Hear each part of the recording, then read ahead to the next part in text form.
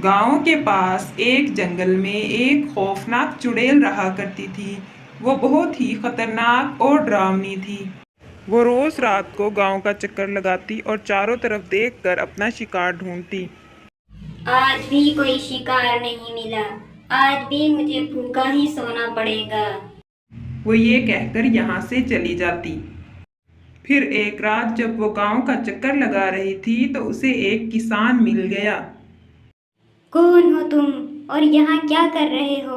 मैं तुम्हारा खून पी जाऊंगी। जैसे ही चुड़ैल किसान को मारती है तो गांव का एक और आदमी वहां आ जाता है। कौन हो तुम और राजू भैया को क्यों मारा है तुमने? ये सुनकर चुड़ैल वहां से भाग जाती है। इतने में गांव का एक और आदमी वहां पे आ जाता है। अरे ये क्या, इसे क्यों मारा तुमने? नहीं नहीं, मैंने नहीं मारा, इसे चुड़ैल ने मारा है। लेकिन मैंने तो यहाँ तुम्हारे अलावा किसी को नहीं देखा। मैं सच कह रहा हूँ, हमें ये बात गांव वालों को भी बतानी चाहिए। सेठ जी, राजू भैया को चुड़ैल ने मार दिया है। अगर ऐसा ही होता रहा तो एक एक करके चुड़ैल सबको मार देगी। हमें कुछ न कुछ करना चाहिए।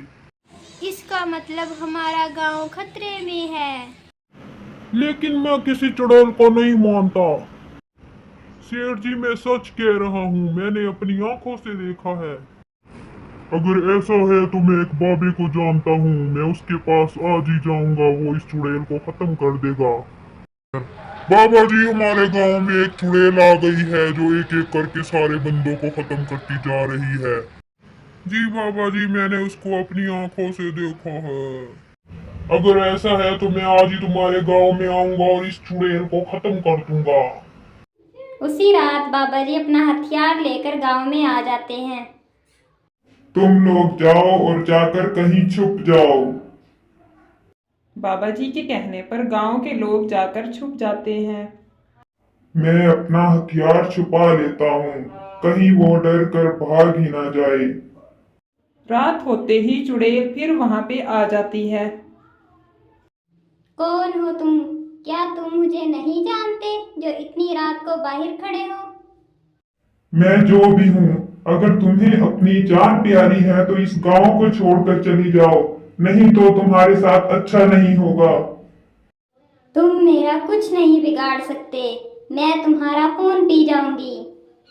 बाबा जी उसे बातों में लगा के अपने हथियार से उसे खत्म कर देता है।